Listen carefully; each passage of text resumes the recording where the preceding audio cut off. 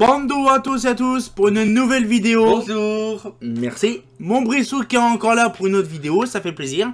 Donc là, on va parler d'un truc intéressant. Vous l'avez vu bien sûr sur le titre de la vidéo. Le top 10 des lumières français.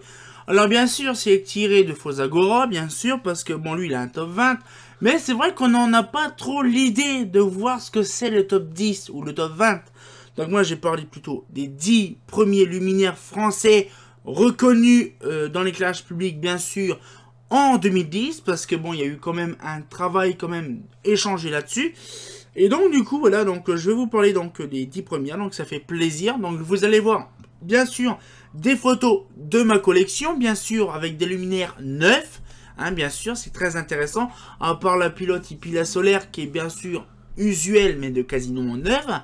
Et donc, du coup, on va voir tout ça en images. Donc, bien sûr, c'est parti. Donc, déjà, premier luminaire connu déjà dans le top 10, c'est là.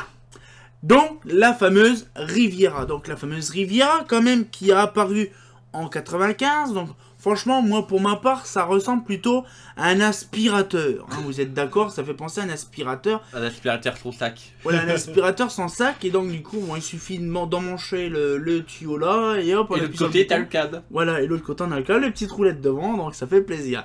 Donc, du coup, voilà. Donc, ce qui fait, voilà, que c'est un beau modèle. Bon, bien sûr, c'est un peu merdique. Donc, je vous dirai des trucs positifs et négatifs sur les luminaires. Donc là, par exemple, positif, bon, quand c'est propre, c'est bien, c'est robuste. Mais les points négatifs, c'est que des fois, le petit crochet de devant se détache, le capot se soulève, se barre, et des fois, ben, il n'y a plus rien. Donc du coup, c'est un peu compliqué. Mais il y a quand même un point fort, c'est que c'est une optique, quand même, qui est, on va dire, hermétique. Donc du coup, c'est vraiment pas mal. Donc on n'a pas trop de vacherie dedans. Donc franchement, c'est un beau modèle. Donc qui est apparu... À part quand ça s'ouvre. À part quand ça s'ouvre, c'est plus trop hermétique.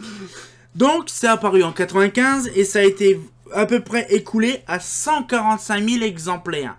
C'est quand même déjà pas mal pour un luminaire quand même déjà qui a été conçu en 95, c'est déjà pas mal. Donc après, nous allons passer à l'autre modèle. Voilà, je mets ça là. À l'autre modèle, la Schrader Saphir. La Schrader Saphir, bien sûr, là, il y a eu 3 générations. Donc là, ça, c'est la première. Bien sûr, non, la deuxième génération. Et donc, la deuxième génération donc, de Saphir.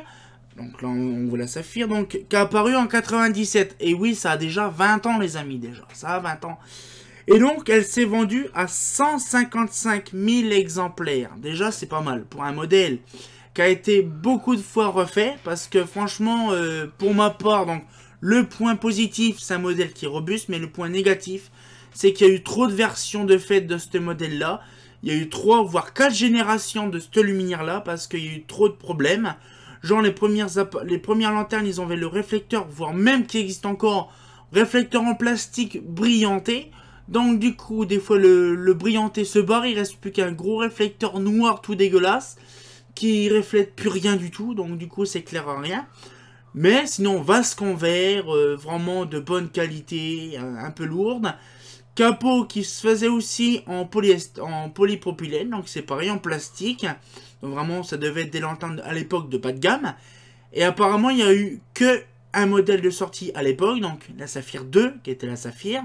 Et après, il y a eu la Saphir 1 et la Saphir 3 qui est sortie en même temps. Donc c'est pareil, pour info, j'ai oublié un petit truc sur la Riviera, il y a 2 tailles.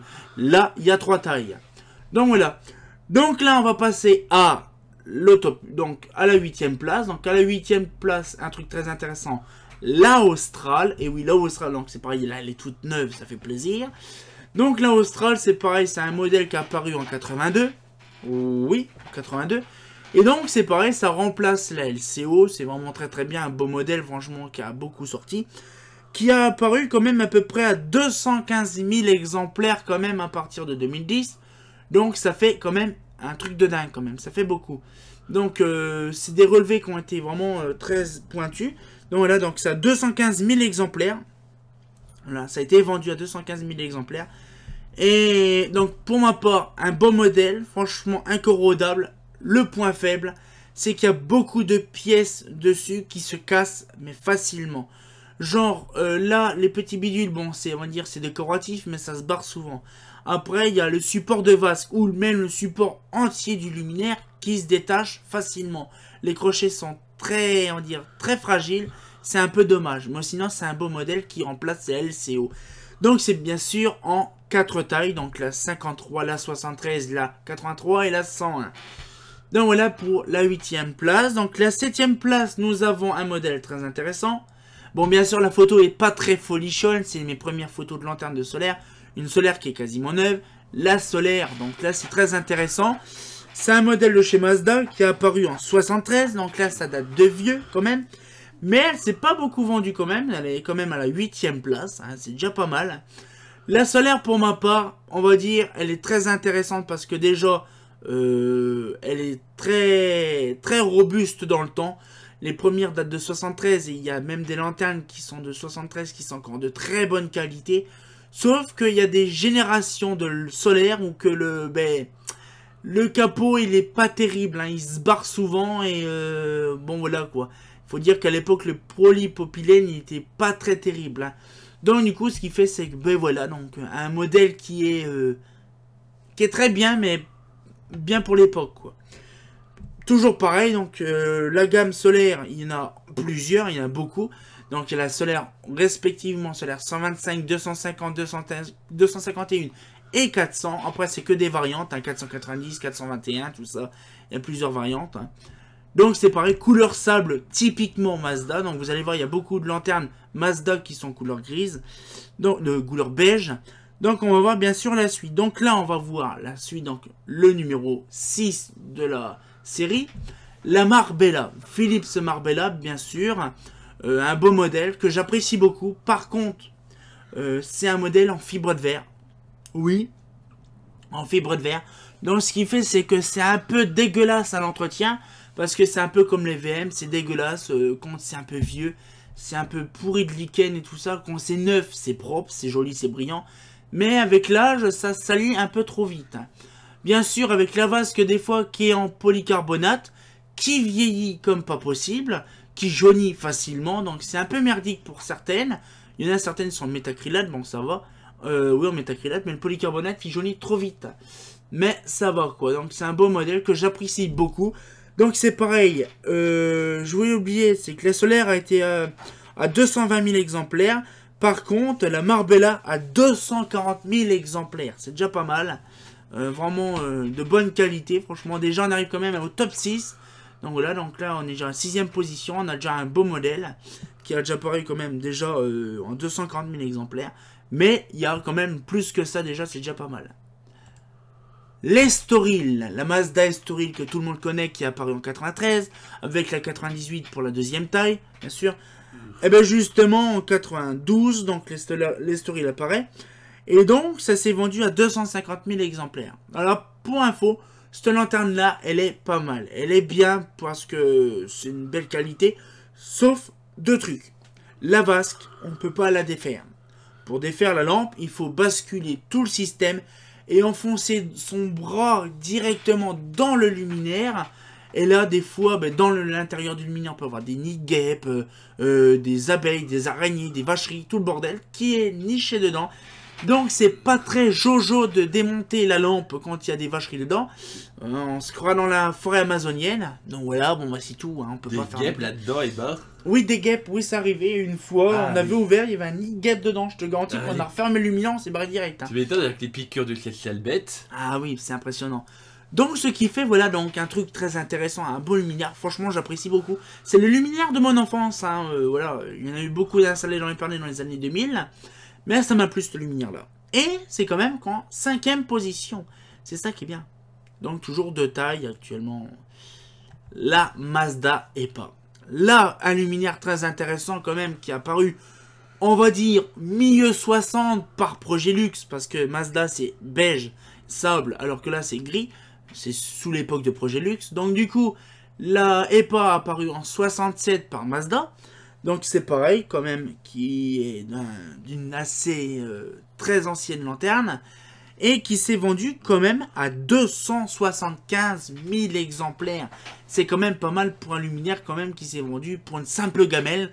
Qui était peu cher, qui était très très bien. Franchement, ça c'était vraiment pas mal. Un luminaire que j'appréciais beaucoup. Donc il y a 3 tailles, il y a 125, 250 et 400. Donc beaucoup de lanternes intéressantes à cette époque-là. Il y avait toujours 3 tailles ou 2 tailles.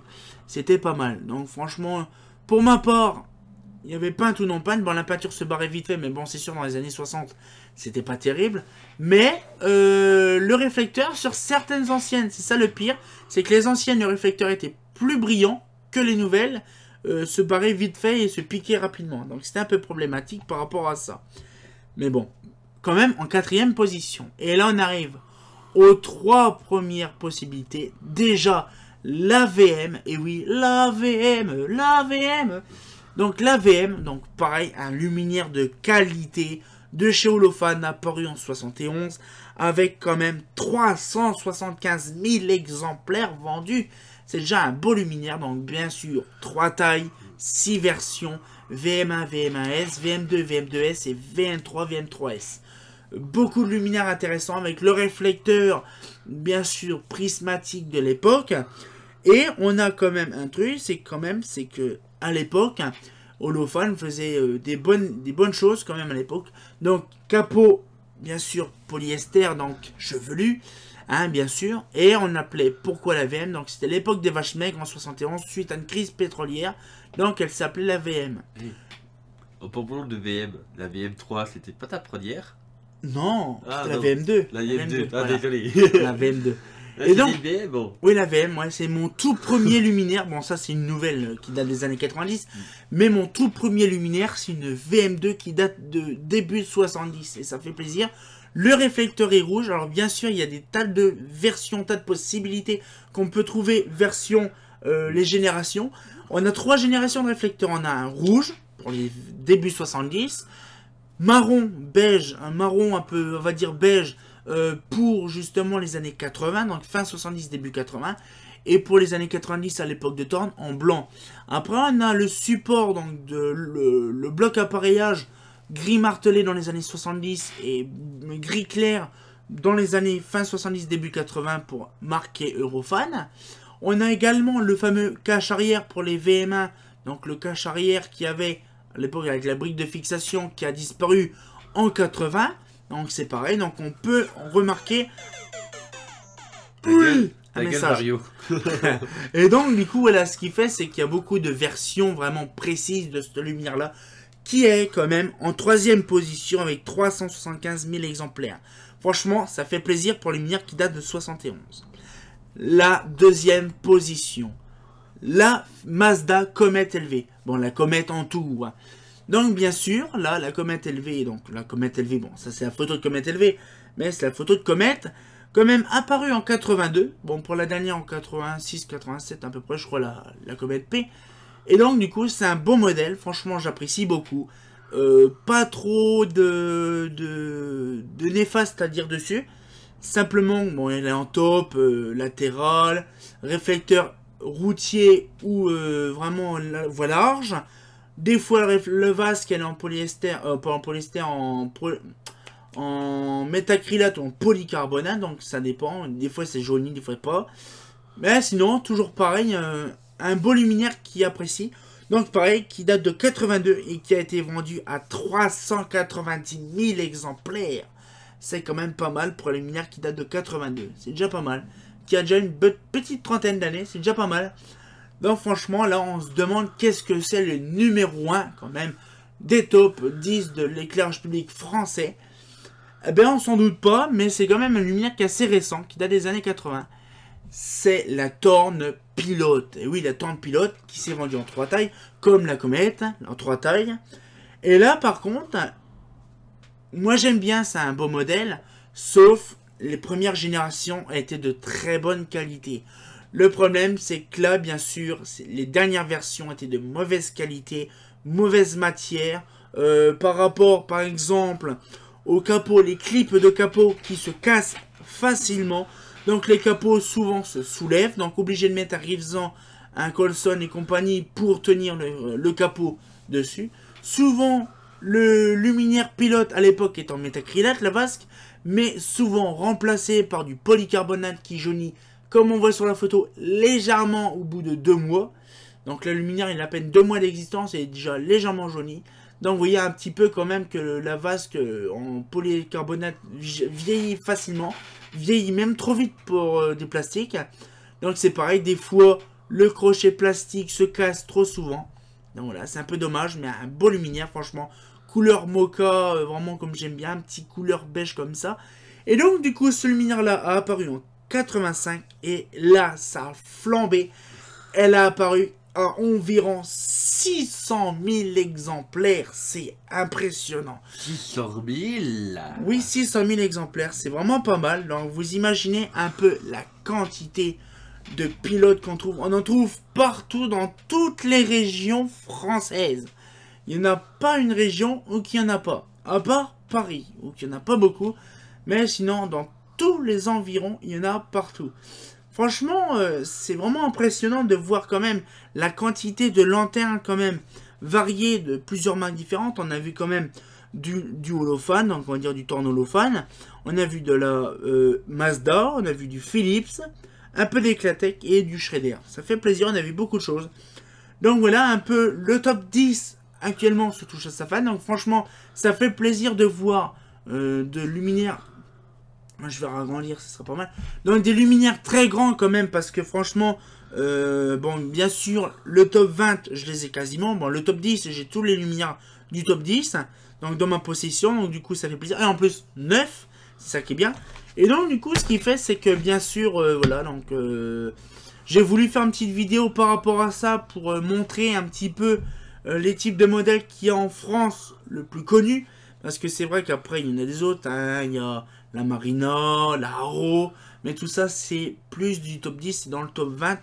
Et franchement c'est vraiment pas mal, donc on a des trucs très intéressants. Donc voilà, donc c'était le petit truc du jour. Donc voilà, donc j'espère que la petite vidéo vous a plu. Et comme d'habitude, on se dit à plus tard pour une prochaine vidéo. Et on se dit... C'est pas faux.